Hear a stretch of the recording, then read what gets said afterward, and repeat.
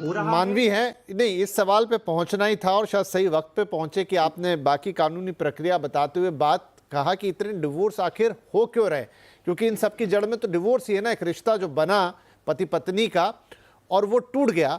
मानवी, एक महिला का इंडिपेंडेंट होना या समाज में बदलाव, विचार अब बहुत ओपन हो गए हैं, अब कोई किसी को सहन नहीं करता, मतलब ज़रूरी नहीं है कि प्रताड़ना ही हो हर जगह। डिवोर्स तो यहाँ पर आजकल ऐसे भी हो रहे हैं कि भाई नहीं समझ में आ रहा हम दोनों को एक दूसरे का कामकाज, उसमें दो लोग झगड़ रहे हों ऐसा ज़रूरी नहीं है, या दो लोग एक दूसरे के साथ कुछ हिंसा कर रहे हों ऐसा ज़रूरी नहीं है। बहुत मामूली मामूली सी चीज़ों पर भी लोग आजकल अलग हो रहे हैं। अब उसके पीछे एक बड़ा ताना बाना है समाज का, बदलती चीज़ों का।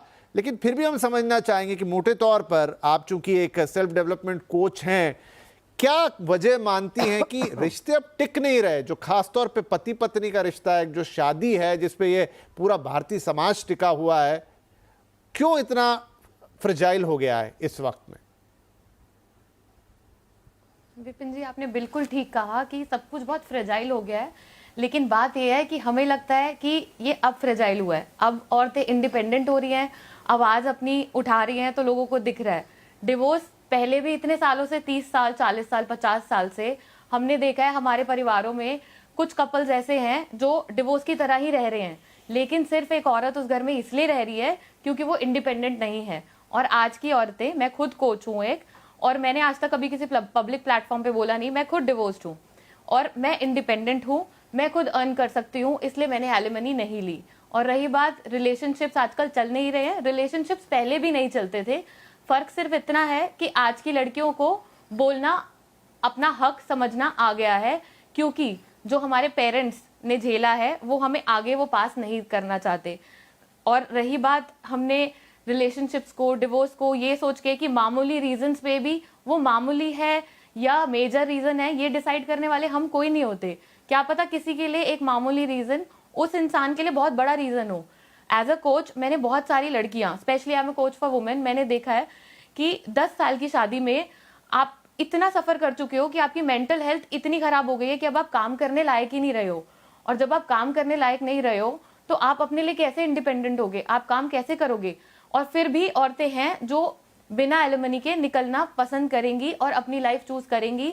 इसको आप ये कह लो कि इंडिपेंडेंट है या आजकल ज्यादा ट्रेंडी है इसीलिए वो अपने आप को चुन रही है, तो ये बिल्कुल गलत होगा। और आपने इंट्रोडक्शन में एक बात बहुत अच्छी कही थी कि हमें फायदा नहीं उठाना चाहिए, बिल्कुल नहीं उठाना चाहिए। ये आदमी और औरत की बात ही नहीं है कि हमें उस आदमी के उस सोसाइटल स्टेटस, उस फाइनेंशियल स्टेटस पे जाना चाहिए जिस टाइम उसकी शादी हुई थी। बट क्या आप एक बात बताइए, 10 साल की शादी के बाद क्या उस औरत का हेल्थ स्टेटस वही रहता है जो उसका 10 साल पहले था? उसकी जिंदगी के जो 10 साल चले गए, उसने अपनी पढ़ाई छोड़ दी अपनी फैमिली के लिए, उसकी हेल्थ खराब हो गई, या उसने अपने पे ध्यान नहीं दिया, उसने फैमिली को प्रायोरिटी दी, उसने ऑफ कोर्स एक बेबी होने के बाद, एक मदर बनने के बाद बॉडी में बहुत चेंजेस होते हैं, तो क्या वो 10 साल की कोई वैल्यू नहीं है? अब आप कहेंगे कि औरतें क्या उस चीज की वैल्यू लगा के पैसे ले रही हैं? नहीं, उस जिंदगी को दोबारा खड़े होने के लिए, अपने आप को खड़ा करने के लिए उनका ये राइट है कि उनको ये मिलना चाहिए। But at the same time कुछ 2, 4, 5 केसेस की वजह से हमें लगता है कि आजकल औरतें अपने राइट्स का फायदा उठा रही हैं आदमियों के साथ। अभी मैम ने बोला था कि आदमियों, सिर्फ औरतें बेचारी नहीं हैं, आदमी भी बेचारे हैं। और लेकिन कितने आदमी बेचारे हैं? आप डेटा निकालिए कि हमारी पॉपुलेशन की कितनी सारी औरतें जो इतना सब कुछ अब्यूज सह रही हैं, वो कौन सी क्लास से बिलोंग करती हैं? क्या वो पढ़ी लिखी हैं?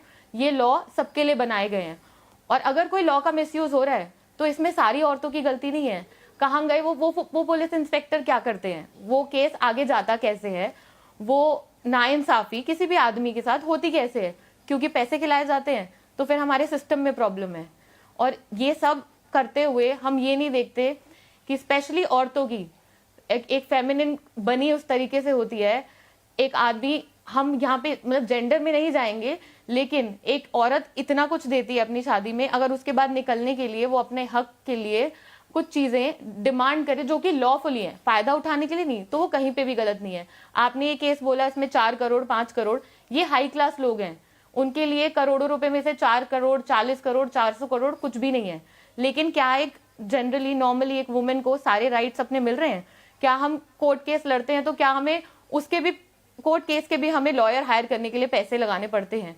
वो पेरेंट्स जो अपनी बेटी की पहले शादी करते हैं, उसको पढ़ाई कराते हैं, एट द एंड जब डिवोर्स होता है तो मोस्टली केसेस में सिर्फ ज्यादातर लड़कियां ही सफर करती हैं। तो इतना जनरलाइज करना कि लड़कियां फायदा उठा रही हैं, हमें लॉ चेंज कर देना चाहिए, ये बिल्कुल बिल्कुल गलत है।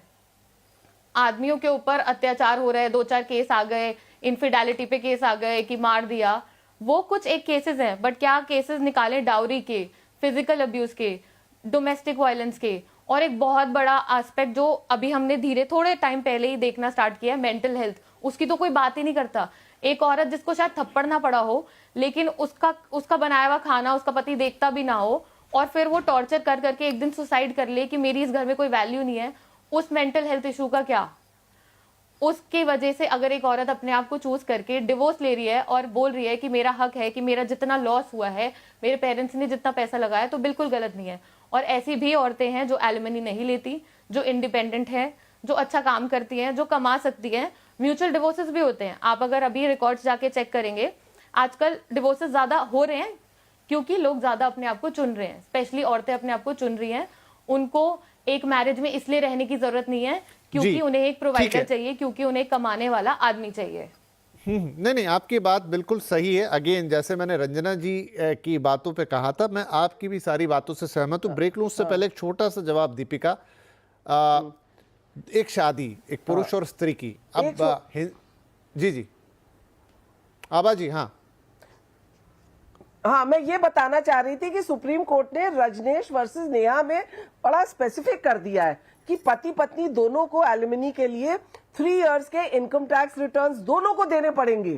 दोनों को अपने 3 साल के इनकम टैक्स रिटर्न्स, उनपे क्या मूवेबल इमूवेबल प्रॉपर्टी है, मतलब एफडीज है, उनपे क्या घर है, क्या एसेट्स है, वो देने के बाद उसके बाद ही कोर्ट डिसाइड करेगा कि पत्नी को दिया जाएगा या पति को दिया जाएगा, या पत्नी सक्षम है उसको नहीं दिया जाएगा, शादी से बच्चे हैं तो सिर्फ बच्चों की स्कूल की फीस दी जाएगी। तो और मोरलेस सुप्रीम कोर्ट ने कहा है कि 25% जो है हस्बैंड की इनकम का वाइफ को दिया जाए अगर वो हाउस वाइफ है, अगर उसकी इनकम नहीं है। और तो इस तरह से अब डिसाइड होता है, और वाइफ का जो हस्बैंड के साथ स्टेटस था लाइफ को वो उसकी मेंटेन की जाए। तो अभी कोर्ट्स जो है बड़े अलर्ट हो गए हैं, बिना ये सब पेपर्स देखे कोई एलिमनी, कोई मेंटेनेंस नहीं डिसाइड होता। बीच में सही बात है। काफ़ी मैंने कुछ एक केसेस ऐसे भी पढ़े थे जहां कोर्ट ने कहा कि नहीं, अगर आप बताएंगे आबा जी कि एक महिला है और भले ही वो इस वक्त नौकरी में नहीं है, लेकिन वो नौकरी के योग्य है, वो पढ़ी लिखी है, उसके पास एक अच्छा सीवी है, तो कोर्ट कहता है कि अब आप जब अलग हो गए तो आप ये बात नहीं कह सकते कि मैं नौकरी में नहीं हूं अगले 6 महीने साल भर। मुझे याद नहीं आ रहा किस कोर्ट का फैसला था, लेकिन मैंने पढ़ा था कि आप अपनी नौकरी ढूंढिए, और उस लिहाज से जी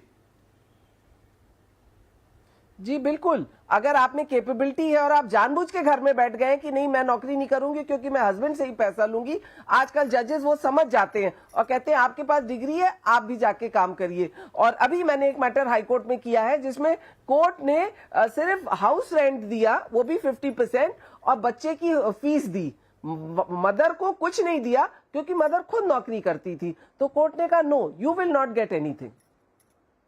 ठीक है, चलिए।